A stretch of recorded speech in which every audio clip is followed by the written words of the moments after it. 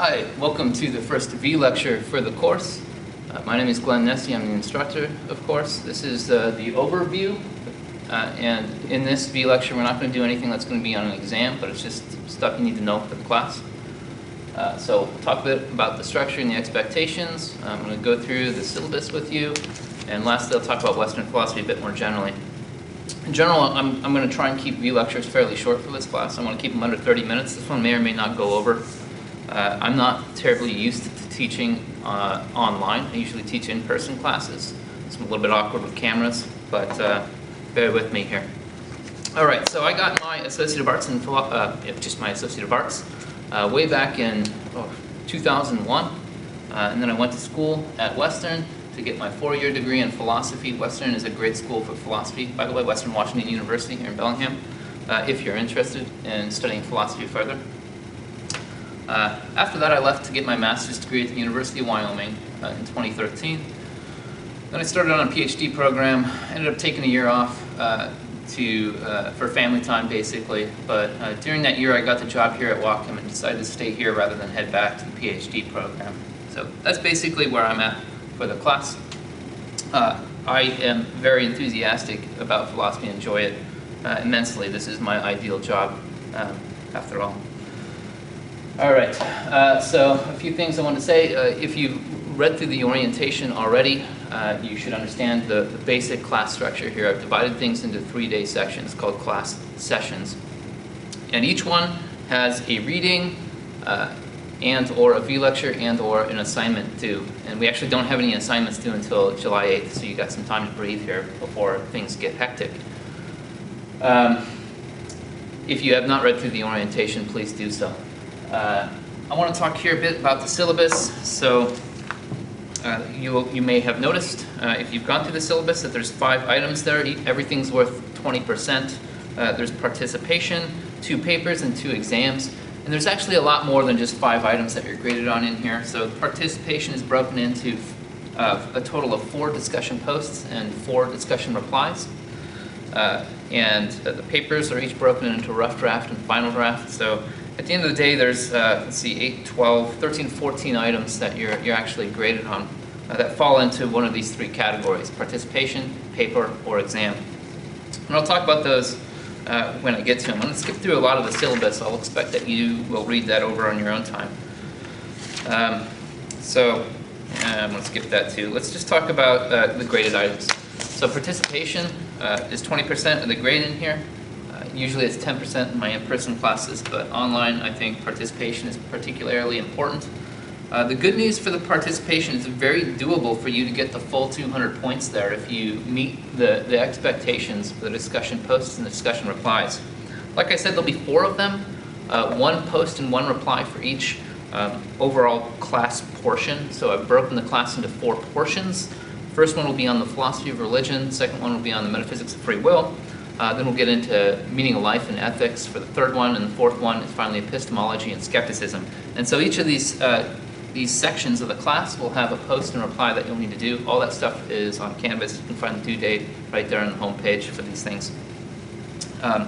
There's also a grading rubric in addition to the syllabus. The grading rubric has more in-depth information regarding my expectations for that. The short of it is that your posts can fall into 1 of 3 categories. They could be adequate, inadequate, or non-existent, right? So obviously if you don't post, you don't get any of that credit. If they're inadequate, that means that something has gone wrong with your discussion board post. Maybe it's just really brief, too short, it's not helpful at the end of the day, or maybe it's just wildly off topic. But my rule of thumb here for trying to discern where your post should fall is just, I ask myself, what does this contribute to the conversation? And if I can't think of anything it contributes, it probably falls into the inadequate spectrum. Otherwise, it's going to be adequate. And replies, you can do your replies at any point after there are posts, of course. You can reply more than once, you can post more than once, whatever you want to do there. Part of the point for the discussion board posts and replies here is to serve as a brainstorming activity for the 2 papers in the class. So keep that in mind when you're going to post by July 8th, that this is maybe a way that you can get peer feedback for ideas that you have in your paper. All right, moving right along. Philosophy papers. Philosophy papers, they're generally always argumentative papers. And if you haven't done any argumentative or persuasive writing, it'll be a little bit different from maybe what you're used to. What you'll absolutely need in your paper is a thesis statement. Your thesis statement will tell me clearly in 1 to 2 sentences what it is you'll be arguing for in your paper.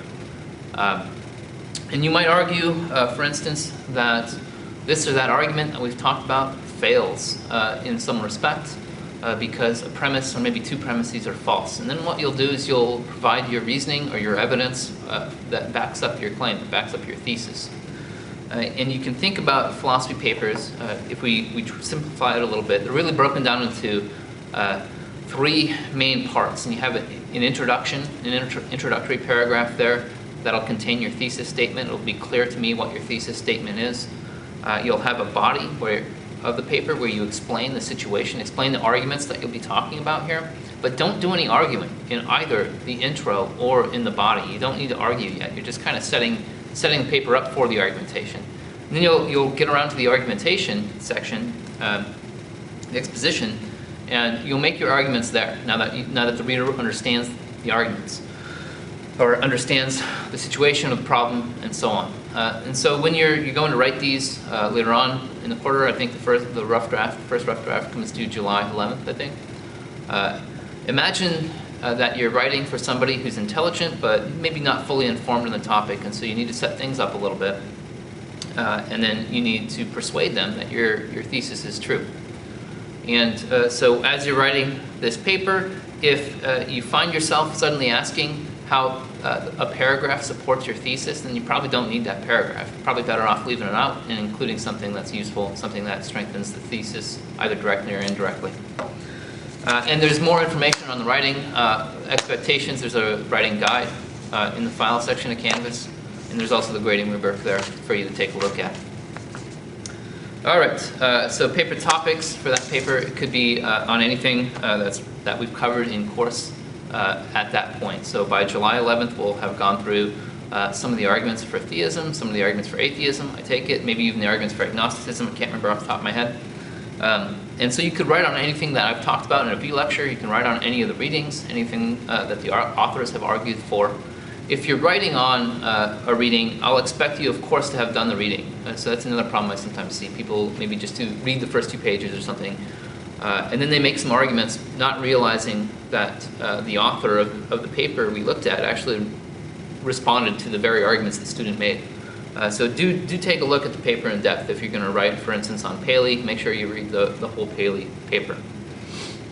Alrighty, so the way you'll submit this, the papers and the exams, is through the assignment function of Canvas.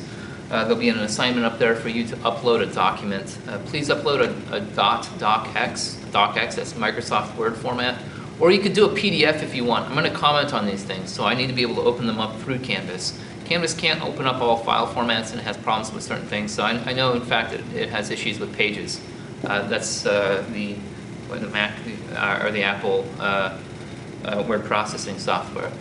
So please don't submit a file that's .pages or I can't even look at it, and I'll just send you a message asking you to resubmit a docx. You can absolutely save as a docx, Microsoft Word format, if you're using Pages.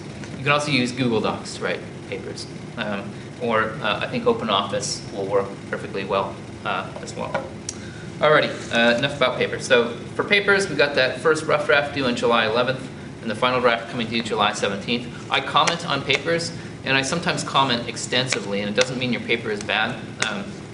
All of my comments are critical, or to my mind helpful, but I don't do a whole lot of head patting or anything like that.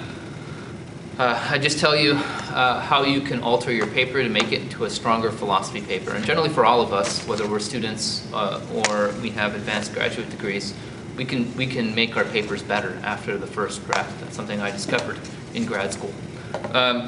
All right, so don't be discouraged if you open up your paper and you just see full margin of comments in there. As I'll mention, go ahead and do what you can with your comments. Don't take it to mean that you can't pass with what you have or that you have to rewrite or anything like that. If you had to rewrite the paper, I would just say that in the comments. And that almost never happens. You can almost always revise. Or if you have to, just skip a comment. If you can't, revise on the basis of it and move on and do what you can. All right, the two papers will each be 1,000 words long or longer. So I have a way so 1,000 words or longer. If it goes under the word requirements, I'll start taking off points at a certain point that I won't tell you. You'll have to kind of guess yourself. But please do feel free to write over 1,000 words if you want. That does not include the bibliography, so you can't pad the word count by having an extensive but impressive bibliography. Regarding that, one big thing to look, I don't care whether you do MLA or APA. Either one is fine. Be consistent with your citations. Look out and don't do plagiarism, because that's bad. That's the sort of thing that'll get you a 0 score on a paper. The good news is you shouldn't have to plagiarize anything. I take all sources. You just have to cite properly, right? So citing properly, I think, is a little bit more difficult than some students understand. It doesn't mean just listing all your sources down in a bibliography. It means associating those sources with specific bits of information or claims or direct quotes, right? So you might use in-text citation, author's last name and year. You might use endnotes, so a little number should be there that correlates to a number down below in your bibliography. Whatever you want to do. But I need to see what claims are coming from where in your paper if you're using outside sources. You don't, of course, have to use outside sources. You can just use the class readings. You need to cite those as well. If you are taking a direct quote, please give a page number so that I can make sure, just in case I need to, I can make sure that you got it right and all that stuff.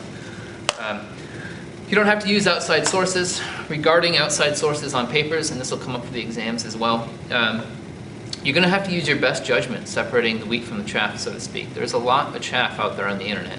And I've noticed in the past that some students will go to YouTube because the YouTube videos are so much more fun to watch than my videos. They'll go to YouTube to find information, and sometimes that's okay and sometimes it's not, because some of the individuals who post philosophy related material on YouTube, some of them don't have degrees at all. Some of them just have a 4-year degree or are still working on their 4-year degree. And I find that of those videos that I've seen on YouTube that relate to philosophy, some of them, even the ones that are very good, will sometimes get the details wrong. So that's something to look out for. You're not, as a student, probably in the best position to know whether the person posting is an actual expert unless you actually do the research. Like, what is this person's actual name? Do they have a degree? Do they have a teaching position? Stuff like that. All those things can be really important for a source being legitimate authority source, right? So you'll have to use your best sense. I would say be very cautious with YouTube. They just don't separate. They don't do a whole lot of internal separating of the wheat from the chaff, right? Unless it's like white supremacist stuff or something like that. It's probably just, you have no idea where it's coming from. All right, moving along here. So the papers, if you have questions about papers or discussion posts or expectations, send me an email or a post. Actually, in the discussion forum for the class, there is a page there for you to post general questions, and so if your question might be useful to other students, please go ahead and post in the discussion board section, appropriate discussion board section for that. Yada, yada, yada. All right, exams. Well, the good news is that the exams are open book and not cumulative. I've gone that way in online classes because I don't want to have to deal with proctoring exams. I don't want to have to deal with an honor system. That's probably going to be abused by at least a few students, and so on and so forth. So I'm just going to make it an open book exam here, which means that you can use the readings, you can use these Vlectures for the exams. You can also use outside of class sources, but again, you have to cite. If you're using outside of class sources on your exam, you have to cite them, or you're plagiarizing again. And again, like I was just saying, you have to be careful about where you're getting your material from. Now, in here, I spend a lot of time formalizing arguments, and while the names of arguments are often public, they're broadly used by other philosophers and by other persons in general. My actual formalized versions of the arguments are unique. They're my versions of the arguments. They're how I formalized it into premises and conclusion. And you'll know what I'm talking about when I write these up on the board. in later Vlectures. There'll be a 1, 2, 3, 4, the name of the argument over the top, where the numbers correspond to premises, and there's an explicit conclusion. That's a formalized argument. You'll know what I'm talking about, and it's those that I expect you to know for the purposes of the exams and the papers. And so Vlectures are going to be really important for you to have that information. Please don't skip out on watching them. All right, I mentioned this earlier, a big problem I've seen on the exams is that people just slack off. So a few people might slack off in the class. I'm fairly laid back, but come time for the exams, and if you're weeks behind the rest of the course, you're going to just be utterly confounded and confused about what the questions they're asking. You'll be frantically trying to watch Vlectures and do the readings and find outside sources to help you complete the exam, and it's not going to go well for you. So please don't let yourself fall into that position. If you are struggling for whatever reason, staying current with the class, I'm available outside of class here this summer. This is the only course I'm teaching. I'm going to be really bored. So you can get a hold of me either through Canvas or through my personal email, which is on the syllabus. You can come down to Philosophy Club. I'll talk about that towards the end of this Vlecture. You can come down to Philosophy Club. I'm there every Wednesday around 6 p.m. at Rudy's Pizzeria. Probably bored. You can come on down to Philosophy Club and talk to me, and I'll help get you caught back up with the course or explain things that you're confused about, and so on and so forth. Happy to do so over the summer here. All right. Exams will be submitted to the assignment function on Canvas, just like the papers. There'll be an assignment there. You can either do text entry or you can upload an MS Word document, whichever one you prefer to do. You might consider doing an MS Word document if you're worried about saving and your computer crashing and stuff like that. It might be nice to have that document there so that you don't risk losing things, or if Canvas has one of its many problems that it often does. All right, exam dates. You'll notice that the exam dates stretch over 3 days. You got 3 days to take the exam. My poor in-class students only have like an hour and a half. But so exam 1 will be July 21st to July 23rd, and it'll cover the first two sections of the class. It's philosophy of religion and metaphysics of free will. Exam 2 will be, of course, at the end of the quarter. That's August 14th to the 16th, covering meaning, morality, and epistemology and skepticism. One thing to note is that since these are open book exams and you have 3 days to take them, my expectations are pretty high here. My in-person students only have an hour and a half to take them on one day, and they're closed book for them. So I'll be expecting you to display mastery of the questions. So bear that in mind.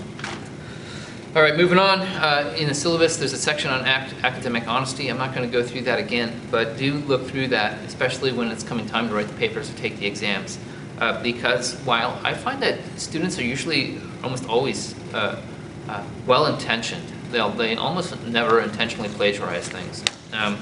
They sometimes accidentally plagiarize things nevertheless, and there's still some confusions about what the expectations and norms are. And I've tried to be fairly explicit with it in the syllabus. Take a look there. Yada, yada, yada. All right, extra credit. I don't give extra credit on request. You can ask away if you want.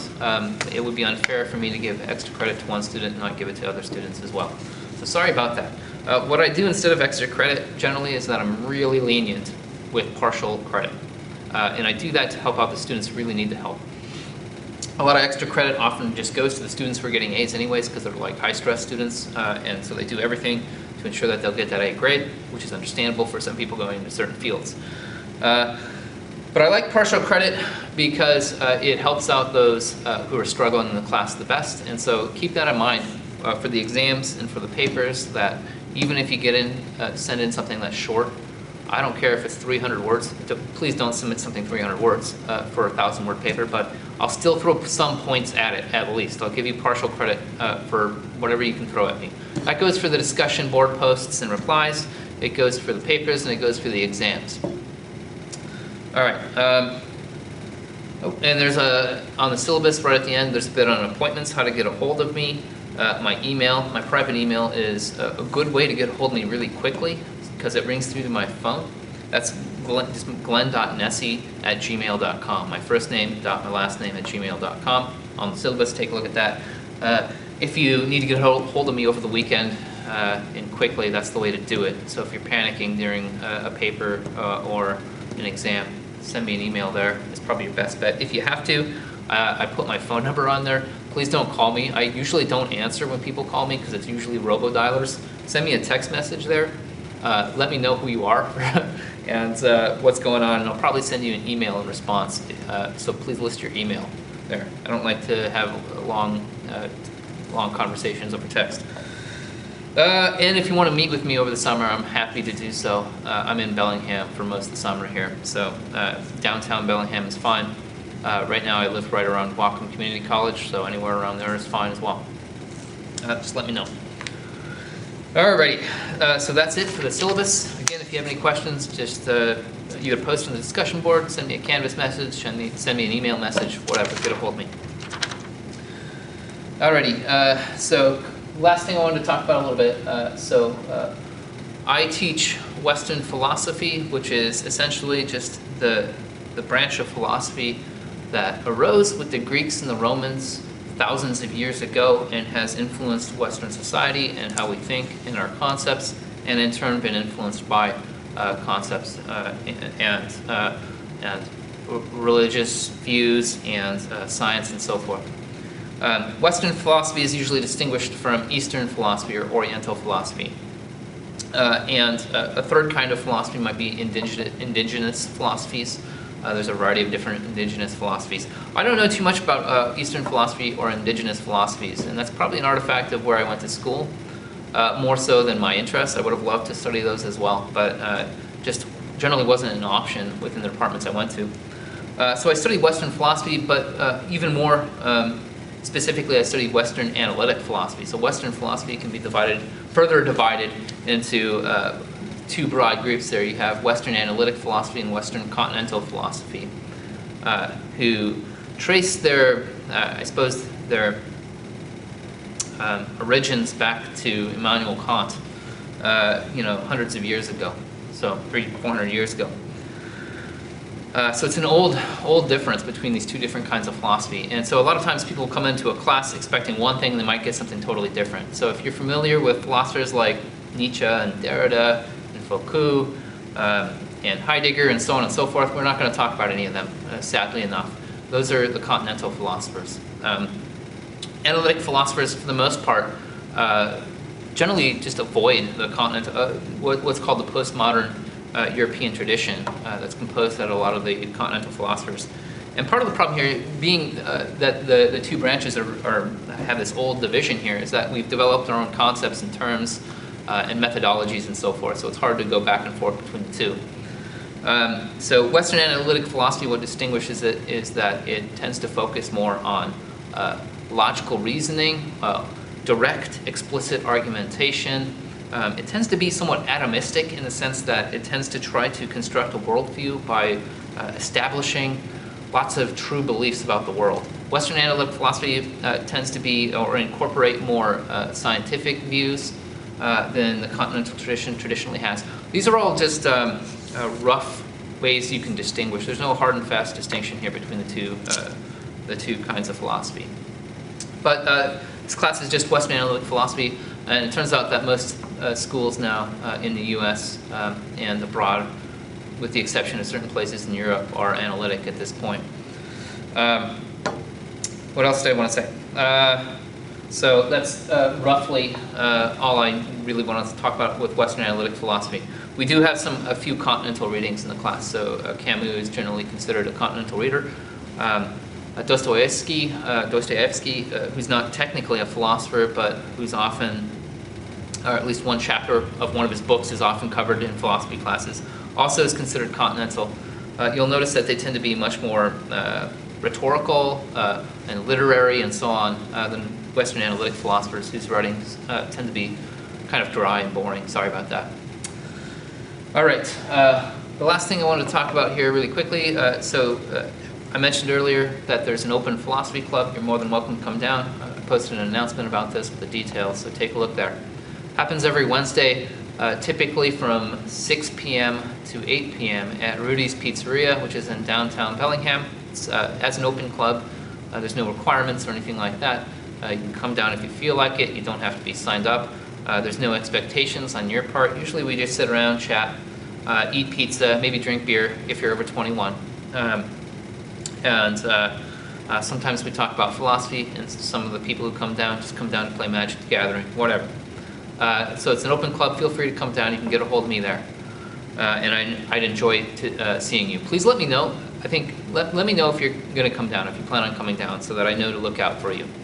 During the summer, sometimes I don't always dress in my work clothes here, and you might mistake me for a vagrant or something like that. So let me know to look out for you if you want to come on down. That's it for the first V-lecture for the class. The next one, we're going to be looking at the readings of Anselm and Goneril and what's called the ontological argument in the philosophy of religion. I'll talk about philosophy of religion a little bit, and I'll talk about the kind of definition of God that philosophers of religion are mostly interested in the next V-lecture. For that, you'll want to do the reading. Ideally, do the reading before the V-lecture, although it doesn't really matter to me so much. You'll find that Anselm is really, really difficult to understand. So if you feel like, or if you're thinking of dropping out of the course because of how confusing and crappy of a writer he is, hold on. He's no doubt the hardest author that we have in the course, and I throw him at you right away. The good news is it's just a really short little piece there. It's not even a page in length. So just read that maybe twice or 3 times. Take a look at Goneril's response, and I'll explain it in the next V-lecture.